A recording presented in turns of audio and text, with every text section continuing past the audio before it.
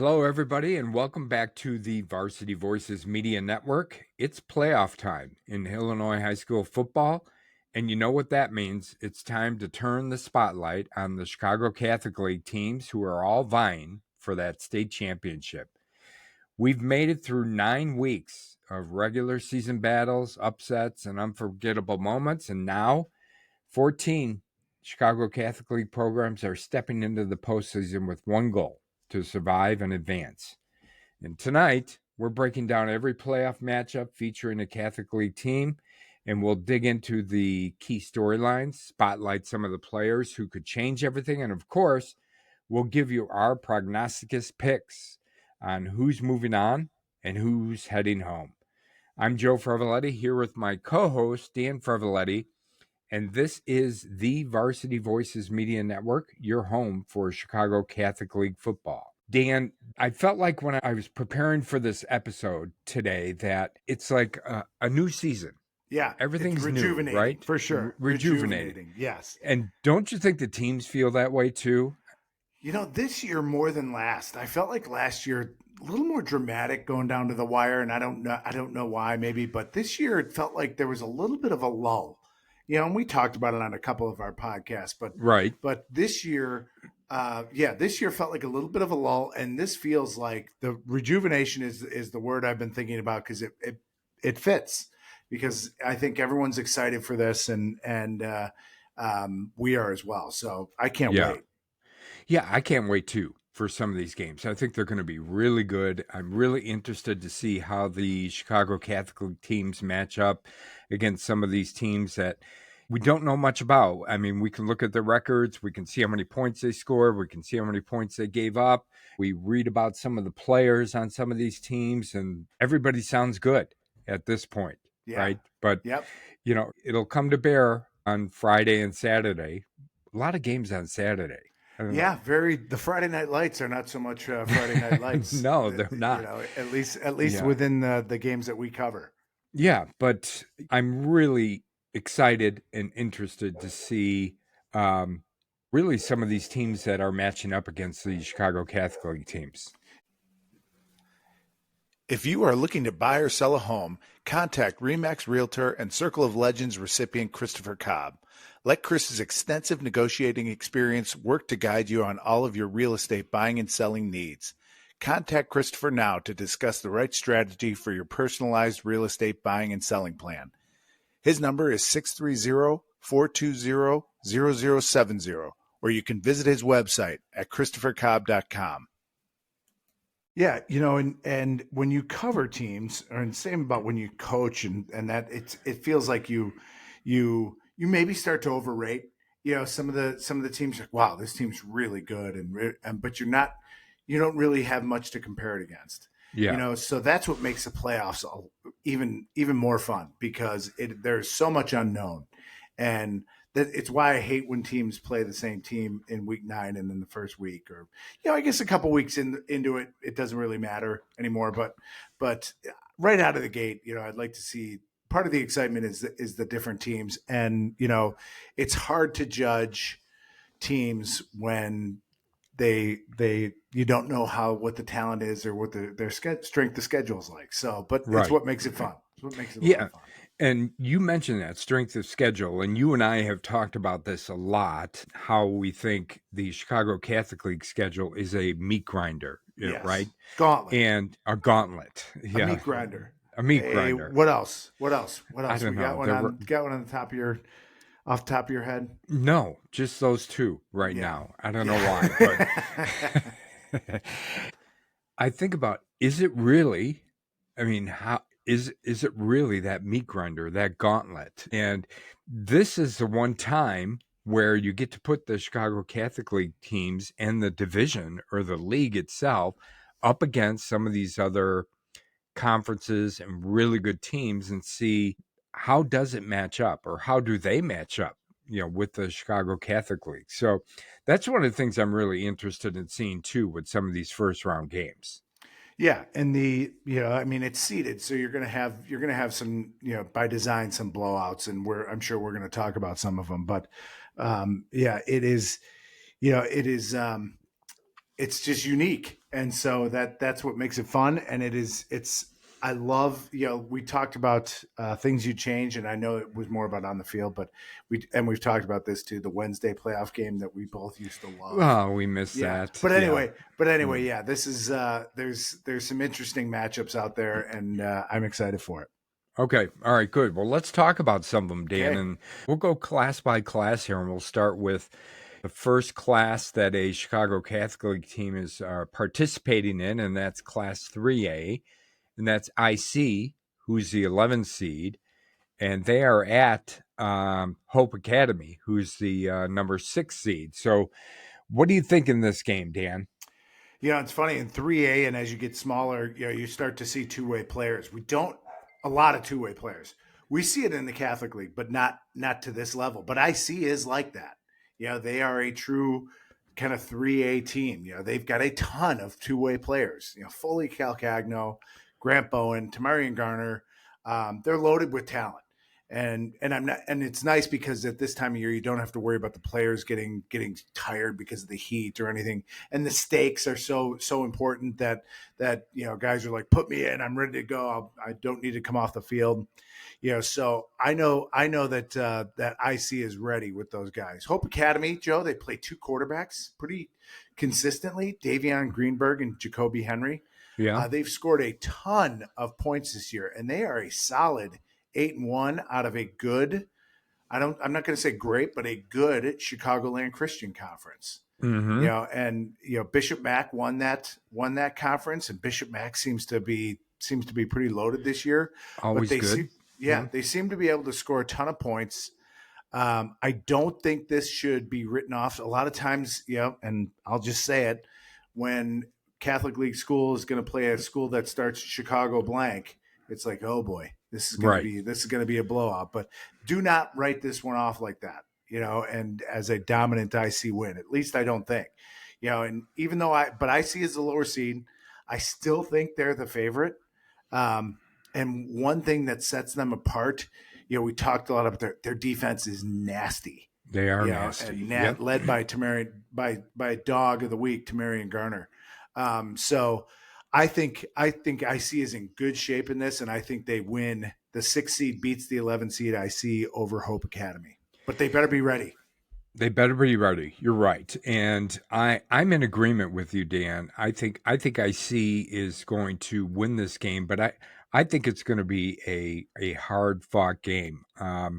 Like you said, Hope Academy, I think, has scored 60 points in multiple games this year.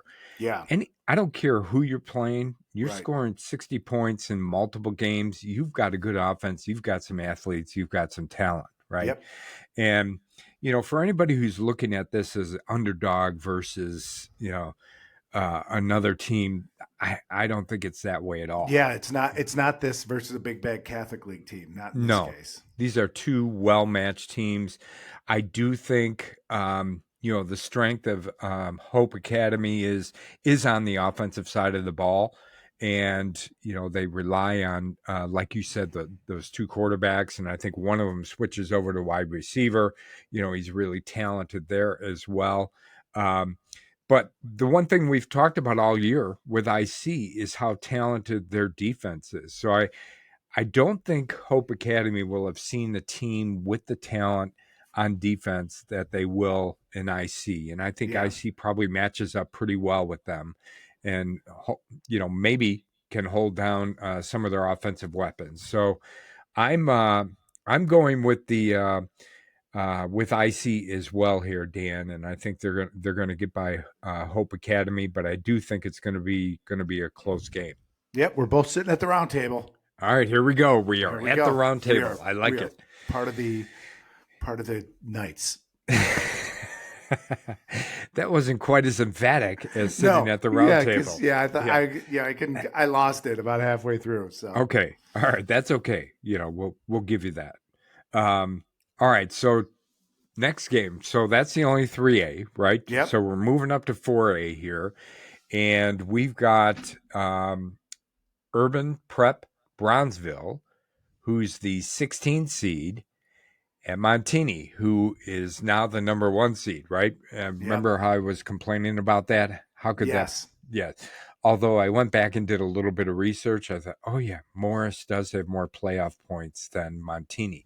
But then Morris lost the last game of the year. Right. And Montini moved into the 1 seed. So anyway, all that said, what are you looking at in this game, Dan? Saturday at 1:00. I think Urban Prep has had a good season. They have a couple leaders on this team: Caleb Hayden, Ronald Brooks, Tristan Summaries are all guys that have had good seasons and kind of lead the way. Two-way players, all three of those guys. They just go up against one of the best teams in the state in Montini, and it's almost to a point where they have too many difference makers to mention. Montini. Yeah, they do. You go down their defense, and we've talked about almost every single guy, and it's not. We love Montini. Don't get me wrong, but it's because that's how many playmakers they have and how much contribution they get from their entire team on both sides of the ball. So the number 1 seed here, Montini, is the odds-on favorite to me to win the state title in 4A. Mm-hmm. I think. Yep. I think so too. They're rolling, Joe. So they're on a roll. They seem really healthy. We don't know. Haven't been to practice or don't know if anyone's. I'm sure there's people nicked up, but they seem healthy. They seem like they've got great depth. They've got one of the best players in the state, in Izzy Abrams. Right. And a great complement of players around him. Isaac Alexander defensively, Santino Tenuta. The guys we've talked about, Laddie Assay, Ben Evenson, Dog. So it is. To me, this is going to be Montini going away in this one, Joe. Yeah, and they enter this playoff game undefeated, right? 9-0. One of the 2 teams within the Chicago Catholic League that's undefeated, and they deserve to be undefeated. They earned it. Yes, they definitely earned it. They played in some tough games, but they always came out on top. Their offense has, maybe say matured a bit along with Izzy Abrams. And I think now they understand, the types of things they can do on offense. It doesn't always have to be the 60-yard pass down the field for a touchdown to, one of the wide receivers. I mean, they're willing to grind it out too, as well as they've done with I'm trying to think, Isaac Alexander at their running back, right? Yeah. I mean, so they're utilizing all their weapons. And Charles Flowers, another guy. Charles Flowers, another one. Yes. Stud. Yeah, so they, I think Izzy Abrams is averaging over 250 yards passing the game, and he can run as well. So he's a dual threat. I love the way he's playing this year. I do think he's matured a bit. I think their defense has come a long ways from the first game of the year to where they are now. I feel like they're right on par with where their defense was at last year with all those seniors. Yeah, they seem to be. They blanked St. Lawrence at the end of the year, 23-0. Right? That's big. We know how good St. Lawrence can be too. So all those things taken into account, I think that, Montini wins this game and they win it going away as well over Urban Prep Bronzeville. But give props to Urban Prep Bronzeville too. They've had a really good season. Yeah, they put some things together here, and have put together a really good season over a lot of decent teams that they played throughout the year. So, all right. So that's the only 4A Chicago Catholic League team. All right. So now we get into a few more, right? Yeah. We're moving on to 5A. Yes. Okay.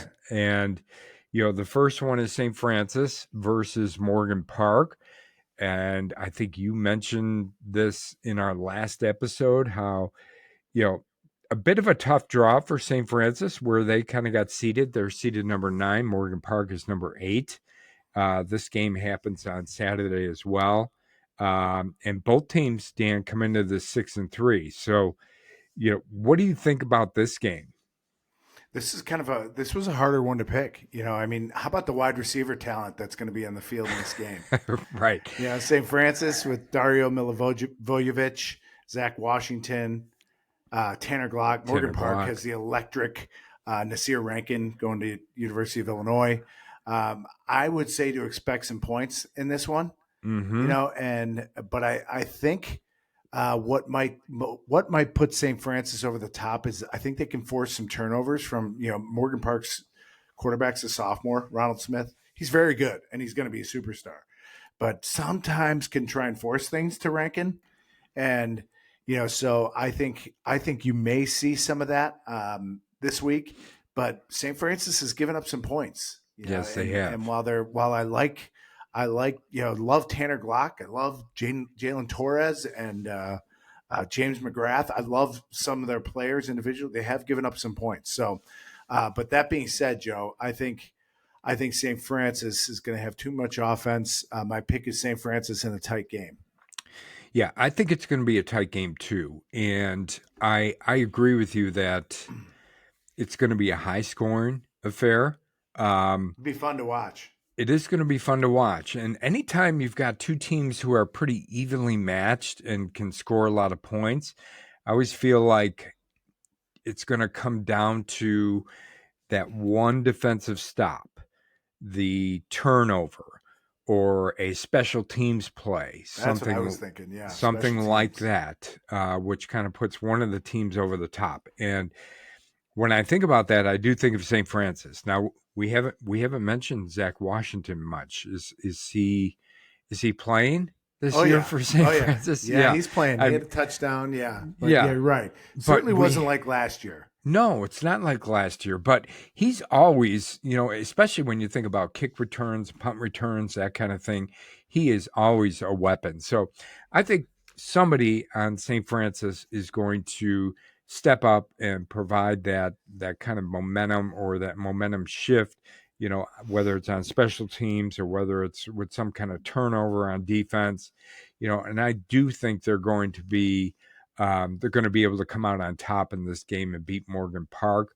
The one thing I don't like is, they're coming off of that big loss to Nazareth, right, where they were pretty much dominated, but I'm hoping they were able to kind of put that behind them and move on here. So I'm going to pick St. Francis over Morgan Park. Yeah, and is the quarterback completely healthy? I think he is. I think they still got the sophomore some time last week, but yep, that'll be a factor too.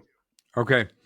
All right. So again, in 5A, we've got St. Pat's at 5-4 this year. Good season, good regular season for them. Considering where they ended up last year.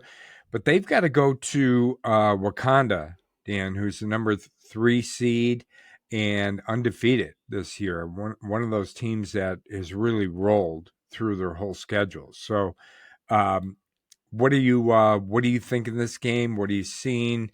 Do you think St. Pat's has a chance here? I do think St. Pat's has a chance. I made a note here and I left something out that's driving me crazy. So I'm just scrolling real quick. Yeah. Too bad we don't have a little music, but I was going to say, tell me if this sounds familiar. A team playing with two brothers as their two-way stars with an efficient QB. Let me think. That sounds like the Friars. Yes, doesn't it? So yes. Wauconda, I think, has a similar situation. And what I was looking for was the name. It's Jackson Rudolph and Brody Rudolph. Right. Linebackers, running backs, outside linebackers, very similarly sized too. But I thought that was funny. And I know there's more than just Fenwick and Wauconda that are playing with brothers, but they've had a really good season. And while they're undefeated, I think being undefeated, I don't know. This is one of those strength of schedule games. Yeah, it is. Like, how good are they really? They aren't necessarily ranked in the top 10 in 5A, at least, and there's other rankings. They're a little lower on max preps. Right. So that's got me, a little concerned, not, happy for St. Pat's. I think it would be considered an upset if St. Pat's won this, but I'm picking St. Pat's. You know, Okay. they've been a lucky charm all year, so I'm They sort of have. sticking with the Shamrock, You're and sticking with the Shamrock, and you yeah, do and going like with Lucky St. Pat's. Charms. Yes. Love them. Yes, every Right. morning. Yeah. All right. I had a chance to look at some of the highlights or some of the clips for Wauconda, because when I saw they were 9-0, I thought, boy, this has got to be a really good team. You know what I Yeah. really like about them is their defense, Dan, and primarily their defense against the run. They've been able to hold teams to under 3 yards per carry on the run. And, I know St. Pat's would probably want to try and be physical up front and see if they could establish the run against Wauconda, but I'm just not sure if they're going to be able to do that. And I think Wauconda is going to force St. Pat's to go to a passing game where, I'm not sure how well St. Pat's is going to be able to do in that type of game. So, Wauconda likes to kind of grind it out. This is going to be a close game, in my opinion. I do think the strength of schedule for St. Pat's versus Wauconda is in favor of St. Pat's, as far as the competition they played all year. And I think that's going to show up in this game. But I do think Wauconda might have a little bit too much for St. Pat's. So I'm going to pick Wauconda in this game. Okay. All right. Yeah. Yeah, it So would be an upset. So yeah, that's not going too far on a limb for sure. No. All right. So we've got another 5A matchup here, and this is Springfield, who's a 12 seed, and they are at Providence, 5 seed. Again, a Saturday game. Yeah. We're going to be busy Saturday. I hope you weren't planning on doing anything. No, this is it. Right. Excuse me. Yeah, but you've got two programs here, who are kind of at different paths at this point. Providence comes in at 6-3. They're battle tested, as we know. They're coming off a tough loss in the Holy Wars game against Joliet Catholic, the last game of the year. And Springfield, they're coming in at 5-4, and they're kind of a hungry team, right? Trying to prove that they belong. But I do feel like Providence is kind of hitting its stride at the right time. They've been very productive over the course of the season.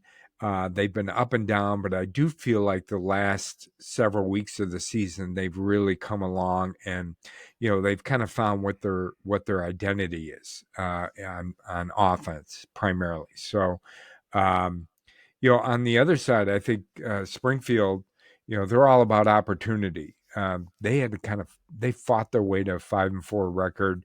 Nobody's handed them anything, and I love their logo or their name. They're the Senators. The Senators. Yeah. I love that. I don't know why, but I like that. But I think Providence has just too much talent, right? They've got Xavier Coleman. They've got Dominic Vita. I'm not sure how he's feeling, right. Before the playoff game. But Leo Slepsky stepped in last week and played really well. So, I think Providence probably has a little too much for Springfield from a standpoint of, some of that talent and some of that explosive talent that I think Providence has. So I'm going to go with Providence over Springfield in this game. Yeah, I just think Providence has too much offense for Springfield to contain. You could call this game, Joe. I just came up with a name. All right, let me hear it. The church versus state, church and state game. That's good. Pretty good, right? Yeah, you just came up with that? I just came up with it while you were talking. You are about quick. While I was talking, marketing whiz. I talked too long. My mind. I'm either marketing you were whiz wandering. or my mind is drifting. You were wandering. Yes. Yeah, but I love the name too. Church and state, church versus state. Anyway, the Senators have given up a ton of points, and they're just going to struggle to contain Providence. Providence has improved their passing game. It was one thing I kind of wanted to see throughout the year. Yeah, and we'll see. Like you mentioned, if Don Vita is healthy, because he definitely is a huge part of what is a dynamic offense. But if he can't go and it is Slepsky, it's got to be one of the best backup quarterback options in the area or in the state. And they get great production, which they're going to get from Broden Mackert, and they've got just a stud, a standout wide receiver in Xavier Coleman, who they find ways to get the ball. So I'm with you, Joe. I'm taking Providence over Springfield. Okay. All right. So that's our 5A. We'll move on to 6A here. And the first game here is Rockton, Hononegah. I think that's how you say it, right? Yep. That's how I've always said it. I've heard people say Hononegah too. Hononegah? Okay. But I've always said Hononegah. All right. Well, people will know who we're talking about, right? Yes. Good. No matter how we put it. Yeah. So they're the 16th seed, and they're going up against Nazareth, who's the 1 seed in 6A. And, Nazareth comes in at 8-1, really rolled through the season. They had, their one loss against Mount Carmel, played really well in that. We know the type of talent that Nazareth has, and they've been in control all season. They had some big wins. They've been really consistent performance, and I feel like they're the team that everyone is kind of chasing here in 6A. In Hononegah, Rockton, Hononegah. All right, they've had their ups and downs. They've showed some flashes of high level. They scored over 60 points in a game this year, but they also finished the regular season with 2 straight losses. Heading into the playoffs. So that's always tough. And then, to rebound from that and then say, here you go, you get to play Nazareth now. Fun. Thanks. Yes, thank you very much. And this is at Naz as well. I think Nazareth, as you and I have talked about all year, just has a ton of talent on both sides, and at some of the key positions, some of the skilled positions where you want it, especially in the playoffs. And I think they're going to win this game, and they're going to win this game pretty easily, maybe going away here. So I'm going to pick Naz in this game, Dan. Yeah, Joe, Hononegah is traditionally a tough team, and they're one of those teams. We talked about this last year. As you get west of 39 or around 39, they start to they're ground and pound, and that's Hononegah. They've got multiple guys who've scored double figures and touchdowns. Tyler Banker, Drew Shockley at quarterback. They are rushing touchdowns. They've only thrown, I think, for 4 touchdowns this year. I mean, Faya probably has done that 3 or 4 times for Naz. It's in games, individual games. Yeah. Right.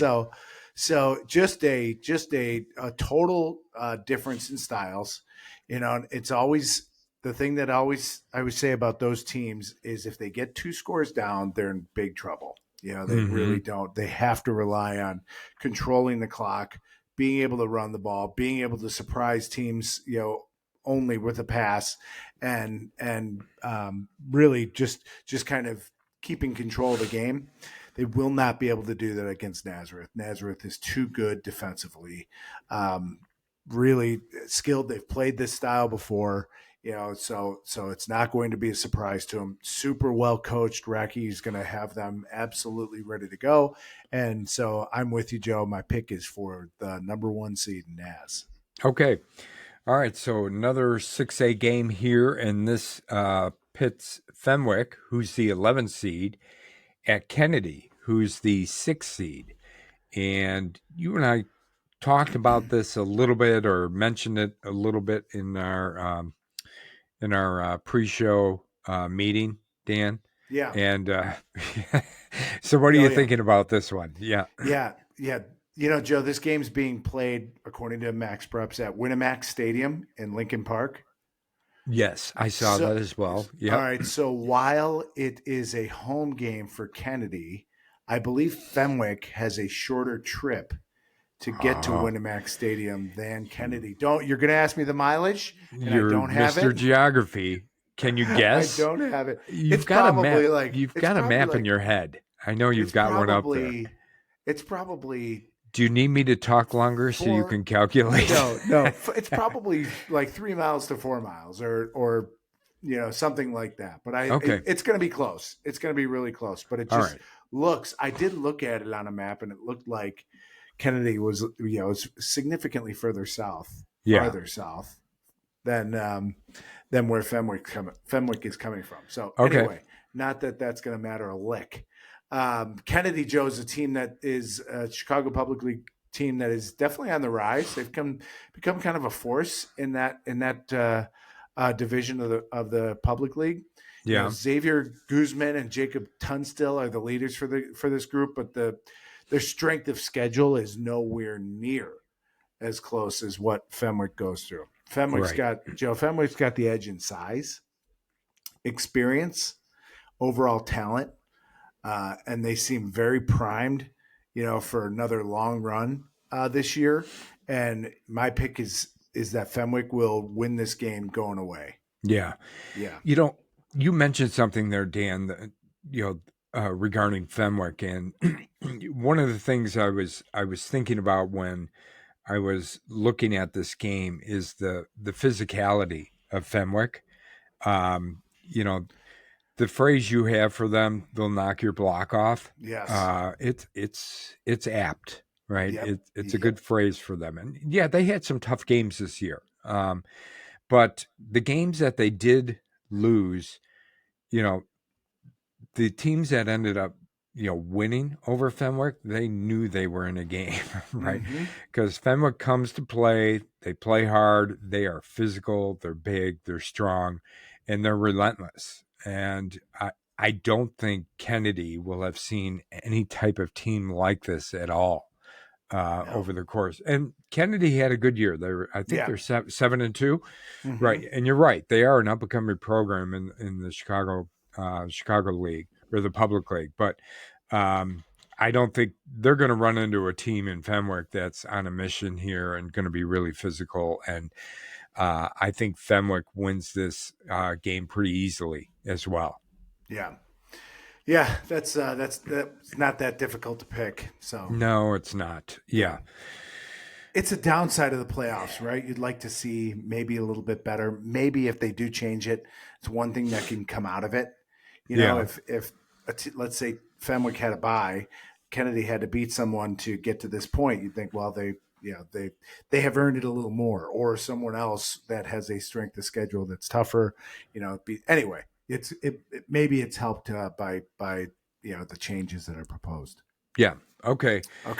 All right, we've got another 6A game here, and it's number 16 seed at a number 1 seed, and that's Joliet Catholic being the 16 seed at Glenwood, Dan. And this game is Saturday, 2 p.m.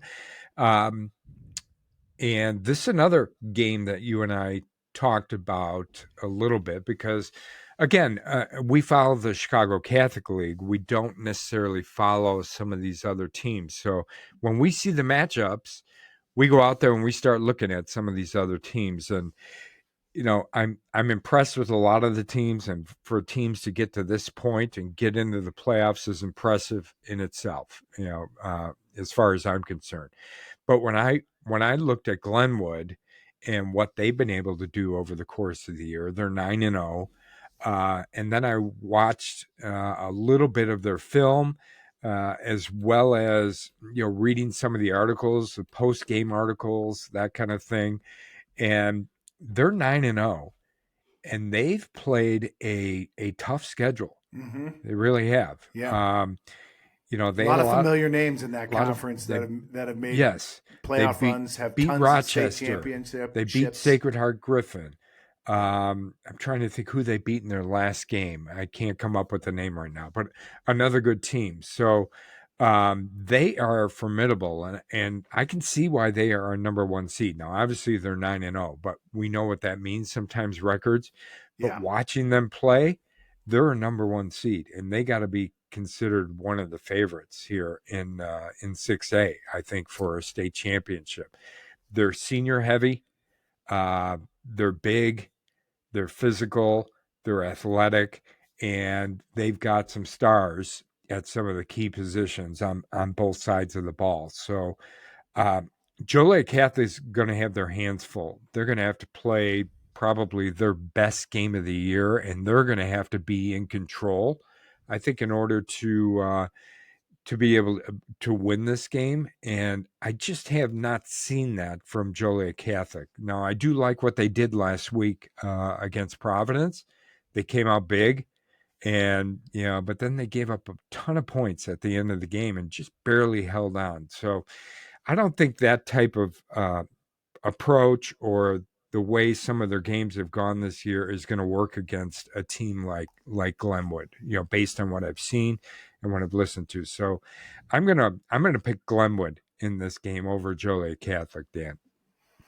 All right. So, I was thinking about, you talk about Joliet Catholic going on a run, and as a reward, you get, you're going to play the number one seed. Right. They are, but I was thinking about Mount Zion versus DePaul Prep in the state championship last year, and Right. just DePaul Prep was just so much more physical. Mm-hmm. Mount Zion wasn't prepared, and that's kind of what I thought, might be the case here, but I don't think it is. Yeah. I think Chatham is physical. Now, have they seen someone, just an overall team with the strength of Joliet Catholic? Probably not. However, they're really skilled. You mentioned stars all over. Colton Nodler, I don't know if I'm saying that right. Blake Leenan at wide receiver, Grady Mueller at running back. Tate McHugh is like an outside linebacker pass rush specialist. And you mentioned tough conference, and it just might be too much for JCA, and Joliet Catholic all of a sudden is not what we talked about. There's not as much Hulk smash anymore as they were last year. Right. And, with Lucas Similix running around like crazy, and a group of awesome receivers led by Jaden Armstrong. So they're doing the right things, what they should be doing. But it's going to come down to Ian Campbell and our guy, on defense, to see if they can control the line of scrimmage, pressure the quarterback, tackle consistently. That's what it's going to come down to, I think, for me, is can they stop Glenwood on a regular basis? And I'm not sure that they can. I think this is too good of a Glenwood team, and is undefeated against a very good schedule. So, Joe, I'm with you. My pick is for Glenwood. Okay. Yeah, and I think I think in order for Joliet Catholic to stay in this game, they're going to have to. There's going to have to be some turnovers, have to be some special teams, plays, that kind of thing for them to really kind of compete here, because I think they're a bit overmatched here, but we'll see. That's why they play the games, Dan. You got it. Yes. All right. What do you think about St. Lawrence at Oak Lawn? St. Lawrence, number 10 seed. Oak Lawn, number 7 seed. You want to guess how far apart they are? This can't be that far apart. So I'm going to say 8.3 miles. 2.4 miles. Really? Yeah. So they these literally guys could ride their bikes. These guys played against each other coming up in juniors, right? Probably. Yep, it's in my note here. This is a fun game and a rivalry game. Okay. And so definitely an added little thing to pay attention to. And Oak Lawn's a really nice story. And they've got some players. Alex Sott, running back, and the gigantic Lillard Gonzalez, 6'7" defensive end. Yeah. I think he's a two-way player. But I think St. Lawrence has the firepower to match. I love Corey Less. I think we both agree that he's one of our favorite players in the league. Sean Rice, other guys on that squad that they have contributors all over the place. I'm interested to see what St. Lawrence is doing at quarterback. We've seen 3 this year. We don't know if there's been injuries or if they've wanted a different style of play. But they have tended, regardless of quarterback, they have tried to be kind of a running team, short pass that relies a lot on run after catch. And I think they are going to have to kind of exert their will if they expect to win against Oak Lawn. And I think they might have an opportunity to do that. I'm picking St. Lawrence. Okay. Which probably might be an upset, but I think it's going to be something where we see kind of a schedule, the Chicago Catholic League schedule being a positive factor for St. Lawrence. Yeah. I do think that's a factor in this game, the type of schedule that St. Lawrence has played versus Oak Lawn.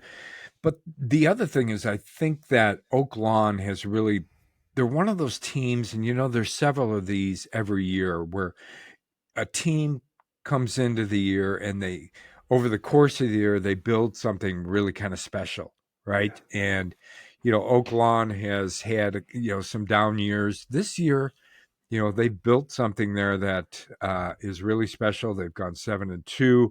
They've got the community behind them. I mean, they are really way into this. It spells it's every component for Catholic League butt kicking.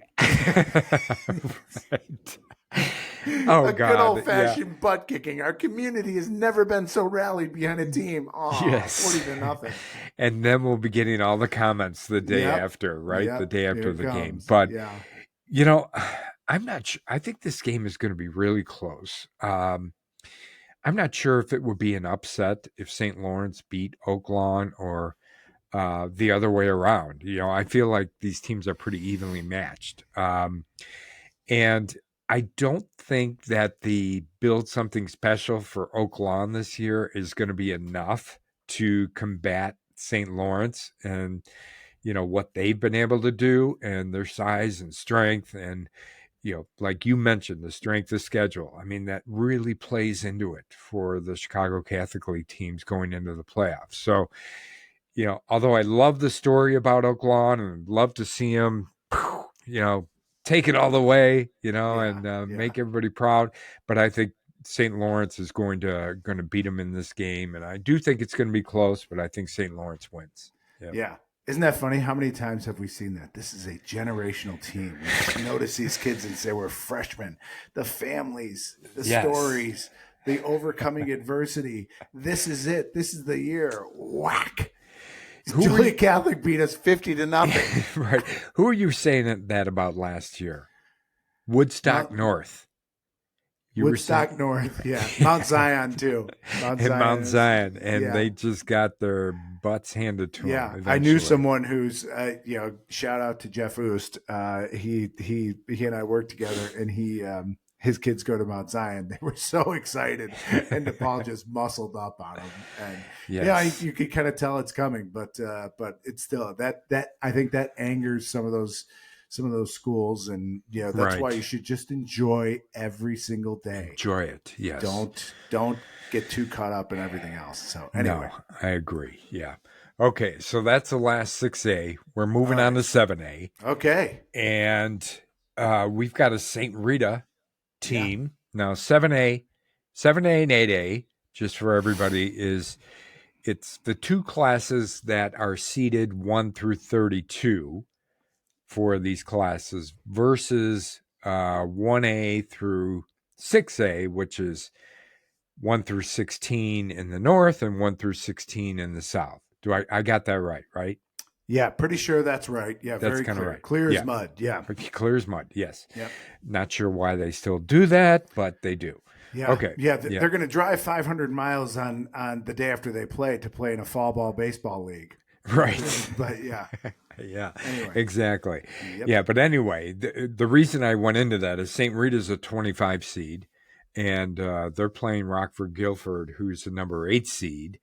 And I don't know, St. Rita, Dan, they started out really had a tough start to the season and really had to kind of scramble back and crawl back into the playoff picture, which they did. The last several weeks of the season, they played really well. Now, I think part of that is they had some guys who were hurt, right?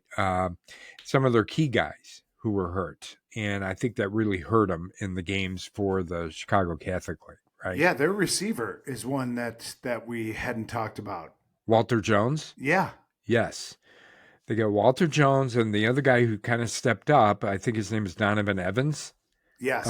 Who's the other wide receiver. And he kind of stepped up while Walter Jones was out. But I think Jones was out for several games minimum. Mm-hmm. I don't know how many. But yeah, we said his name a lot last year. And we've mentioned him again now the last two games that he's been back, and obviously St. Rita missed him because he's been somebody who has really been kind of a catalyst for them, and one of Stephen Armbruster's favorite targets, last year and going into this year. So, St. Rita, tough year, but they do get in at 5-4. Now, Rockford Guilford has got an 8-1 record, and they've had, a really good season. And, I think they've outscored their opponents on an average of 20 to 25 points a game, Dan, and they're just explosive on offense. Some of the stuff I saw. So for me, they've averaged over 35 points a game. Now, they have not played the competition. Here we go again, right? Yeah. They have not played the competition like, you play in the Chicago Catholic League, and they will not have seen a team as physical and as talented probably as St. Rita is. So I'm not sure. Rita comes into this as an underdog, and I'm not sure they should be. I like how Rita has kind of come back over the course of the season, and I feel like they built some momentum, and they beat some good teams in the Chicago Catholic League while they, got into these 5 wins. So I think St. Rita wins this game against Rockford Guilford. So, the 25 seed knocks off the 6th seed or the 8th seed in this. Yeah. And Guilford, I'm looking at their schedule here, and these are teams we know. Hononegah is on their schedule. So they beat Hononegah, finished second in that league to Belvedere North, who's really good. Who's good. Yep. Yeah, really good. And, you're right. They've scored a ton of points. All these teams are playoff teams, that if not this year, that we've heard in the past. And so it is not quite, as such a drastic change being from the Rockford area, because it's good football out there. So and Guilford's talented. 2 D1 guys on their roster. Two-way standout, Cason Taylor and Messiah Tilson is a Kentucky commit, DB. So he's a wide receiver, and he'll play a little running back for Guilford as well. But I think St. Rita has figured something out, Joe. And we love Stephen Armbruster, and he was on the show, and great kid, great leader, great year last year. But they've gotten better since Brandon Johnson. Is his nickname the Mayor, by the way? It shouldn't it? It should be. Jeez, you are really coming up with stuff. I hope that's not anything, because I don't follow it enough to have an opinion on that. But I just noticed that, and he's emerged as the St. Rita threat. He's rushed for over 150 yards, and along with Armbruster, Damon Sutton has become a factor. They seem to be leaning on some new names, some guys who have gotten experience. And while we kind of thought Armbruster and the guys that they had coming back last year, Walter Jones, could kind of will them to this, it's been the emergence of these guys that have changed that. And so I think St. Rita is now more like what we thought St. Rita was going to be at the beginning of the year. So they are now very dangerous. My pick is for St. Rita. Okay. All right. Well, that brings us to what I think is going to be a really good game, Dan. And I think you said we've got to put this game in bold in our last episode. And this is Normal Community High School, 19 seed at Carmel, a 14 seed, which I felt like it was a little bit low for Carmel. But hey, you take the seed that you're given. Wow, listen to you. How you have evolved in a year. Yes, last year it would have been fist pounding table. Yeah, on that, complaining about that seed. Nobody takes the eye test and strength of schedule into account here at all. Yeah. Well, but the points are supposed to do that, but the points are supposed to. Yeah, I know. Anyways, so you mentioned that this was a game we should put in bold. And why do you say that, Dan? Because Normal is got great They are one of these teams, Joe. Great support. I wish for Carmel that the game was there. When I coached at Bennett, we played Normal in 2016 in the playoffs. Right. And at Normal, the atmosphere was so great. I'm saying, you expect fans to be, a little rough sometimes, right? They could not have been more welcoming, but they also love their team. The stadium was beautiful. The facilities were outstanding. I've driven by that. It's right off the main road there, right? It's one of those. It's one of those either right there or you still can see it, but it might be a little further back. But anyway, it is beautiful. There's like Normal West or Normal, but but they've got amazing tradition. Yeah. And I don't think they've got enough. I think Carmel is one of the best teams in the state right now. Mm-hmm. Losing to Montini seems to be the best thing for them. They have just come out and kicked butt. Just lit it on fire. And with probably the best quarterback in the state, as a junior. He's got to be up there. Yes. Yeah. I mean, and so they are lighting it up. And I think Normal plays a really solid brand of football. I don't know. I'm trying to look here to see if there were, I'm sure they've got great players because they always do. But trying to cover the likes of Kai Owens and do some of the things that Carmel can do offensively.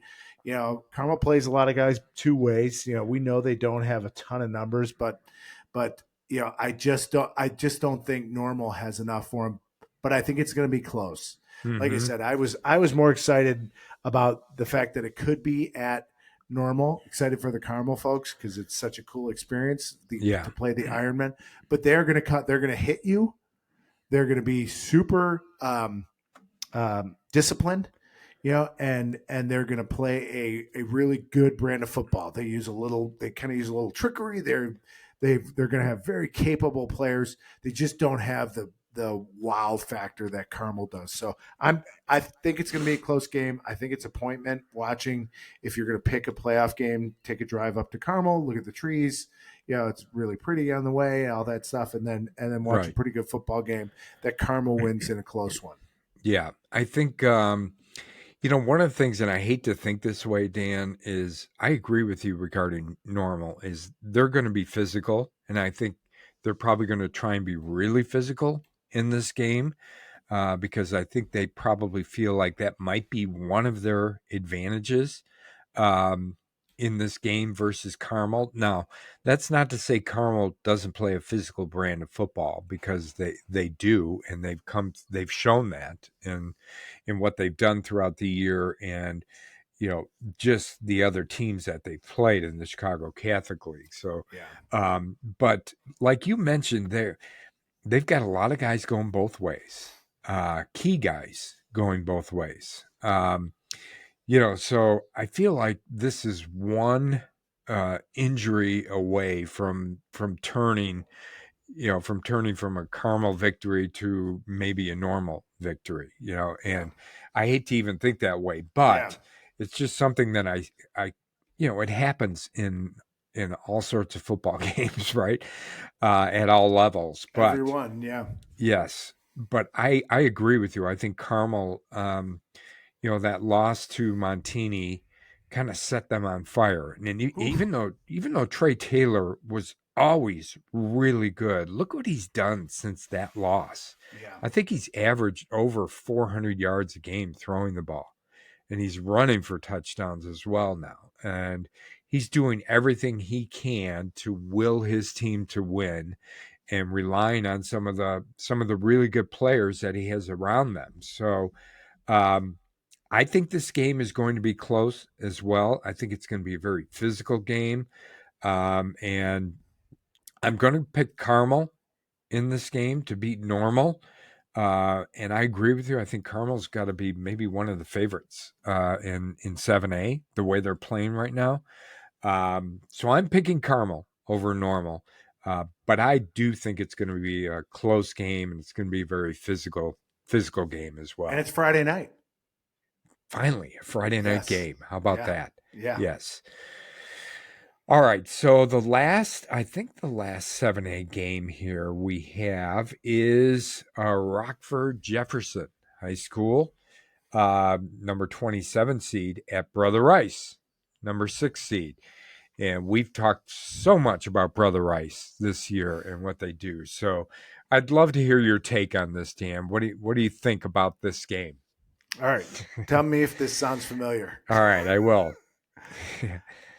Team on the rise. This is their first time making the playoffs in 32 years. Right. They have pointed to this. They have built for it, built toward it for a long time. I want to mention some of their guys, Joe. Their senior class: Zaire Hudson, Jaden Williams, Alvin Puckett. They are guys who have worked so hard to get back to the playoffs. A generational team that the community has just gotten behind. Right. Unfortunately, they get a juggernaut. They got to play Brother Rice. You're right.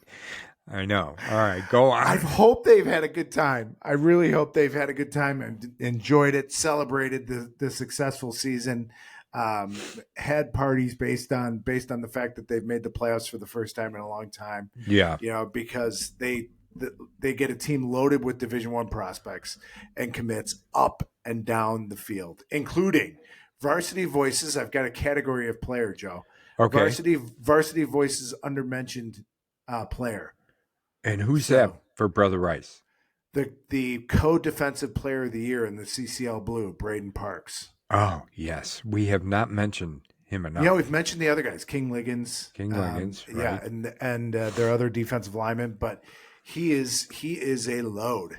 And so I think Jefferson may struggle to move the football. They may struggle to stop it. I think this is going to be a game that could be running clocked early. So congratulations to Jefferson on a great season. It is an awesome story. I hope my analysis doesn't irritate people, but it's kind of the way this falls with how the seeding works out, and Brother Rice is one of the favorites to win 7A. Yeah, and Brother Rice, if not the favorite, right? And they're a 6 seed, right? I get it, but the same feelings or sentiments that you have, I had as well when I was going over this game and looking at it. I thought, boy, Jefferson has really had a good season. And like you said, they haven't made the playoffs in decades. And what's their prize? They get to go play Brother Rice. I'm sure they probably know what Brother Rice is and how good they are. But I don't think they're going to fully realize it until they step out on the field with them and they just see the difference, whether it's the athleticism, whether it's the size, whether it's the physicality, whether it's the talent, to be able to look at Brother Rice and look at every position on the field on both offense and defense and see who they have there playing in those positions, that's formidable for any team, and for a team like Jefferson, who's really, like you said, a team on the rise here and really kind of getting back to where they want to be as a program. It's going to be a tough road for them for sure, and I don't think they're going to have enough, not near enough to compete with Brother Rice. So I'm going to pick Brother Rice as well in this game. Okay. So 7A we've got figured out. We do have 7A figured out. All right. And there's only one 8A game, Dan, that we have to talk about. Last one. And this game irritates me. Yeah. Because I don't want to see two teams that played last week play again this week. And I think so. We've talked about some of these teams, Joe, that you've had this great season. Congratulations. Go play Brother Rice. You've had this great congratulations. Go play Fenwick. I'm gonna say that for Mount Carmel. You've had this great season. Congratulations. You get to play Loyola. Again. I think, and again, number one, it's again in the same week. Number two, they aren't a 32 seed. Yeah, your typical 32 seed. No. With all due respect to Jefferson, Loyola is not that equivalent in 8A. Right. No, they're not. So it's like, come on, and again, it falls where it falls, and this is how it works out. No eye test is needed. The points take care of all that. Right. But so I don't feel bad because neither is these teams feel bad. I feel kind of bad for the viewers that have to say, okay, and maybe Mount Carmel that it'll be fun because it's a rivalry, but yeah, I'm like you. It's a little angry. And York plays LT again. I know. I don't like the component it adds. Meaning that, when you think about it, Mount Carmel and Loyola just played last week. Mount Carmel beat Loyola. Everybody was up for the game, and it was a big game in the Chicago Catholic League. And now next week or the following week, we're doing it all over again. And it just takes it takes kind of the fun out of it. Right? It takes the wind out of the sails. Yes, it does. So who do you think has lost the most wind in the rematch here? Because that's the one overriding factor that I've got in my head, because I would pick Mount Carmel in this game again, just based on everything we've talked about. They've got more talent on the field. Wave after wave of talent. But they're playing the same team they beat last week. Does that bring you down at all as a player, as a coach? Oh, yeah. It does to me too. Yeah. This sucks. Probably has been said 200 times by players and coaches. This sucks. Right. Yeah. It's fine, but it sucks. Yeah. All that said, even if both teams are down, they both don't want to play each other again. I bring it down to I'm just looking at who's got the deeper talent on both sides of the ball. Who's got the deeper talented team? And that's Mount Carmel. Loyola would have to be up sky high, I think, and come out firing on every cylinder they've got. Plus, they'd have to have some guys that nobody's talked about step up and make plays, and they need turnovers and all that kind of thing. And I just don't think the motivation is going to be there because they're playing the same team they lost to last week. So I'm gonna pick Mount Carmel in this game. Yeah, you can you really tell? I mean, what can you tell from a Week 9 game? Yeah, I wonder if both teams maybe thought there was a chance at this. Probably, because Loyola had to think if we get in, we get in as a 32. So it's either going to be us or Marist that get this game. But I have a sneaking suspicion Mount Carmel wants to come out guns blazing and knock Loyola out with a little gusto. And Mount Carmel, Joe, their Varsity Voices saying your hashtag, waves and waves of talent. Yes. Yeah. Wave after wave after wave. Yes. And they've got great depth. There's some guys that across the league, Nathan Samuels being one of them from Mount Carmel, that have just kind of come on. I think I mentioned St. Rita as well with Brandon Johnson, the mayor. But the mayor. They've just come on, and he's a serious baller. And they've got combined with Elliot Dowling, Emmett Dowling. Yeah. You're mixing up Jack Elliott. Yes. Now that's a quarterback you got right there. Elliot Dowling. Yes.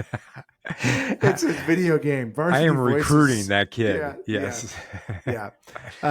And Loyola has a say in this, and they have a really good team. Matthew Lee, and Don Maloney, they moved the ball against them last week. Yeah, they did. They had several good drives, and they're no slouch defensively, Joe. They have co-defensive player of the year in one of our all under-mentioned team, Varsity Voices all under-mentioned team, Will T. Just a great season. But I think I think Mount Carmel's the best team in the state, Mm-hmm. including East St. Louis, and I think they win this game. Yeah. Okay. All right. So that's a wrap on our week 1 playoff preview here on the Varsity Voices Media Network. We've covered every matchup featuring the Chicago Catholic League teams, some of the power programs, some of the underdogs, road warriors, and the sleepers, maybe looking to make a run here. Make sure you're following the Varsity Voices on social media for any live updates, scoreboards, and post-game reactions all weekend long. And don't forget, we'll be back after the dust settles with our recap episode highlighting the biggest performances, upsets, and of course, announcing our Zuko's Dog of the Week winner. I'm Joe Frevaletti, here with my co-host Dan Frevaletti, and we thank you for spending part of your playoff week with us. Good luck to every team representing the Chicago Catholic League, and as always, we'll see you under the Friday Night Lights.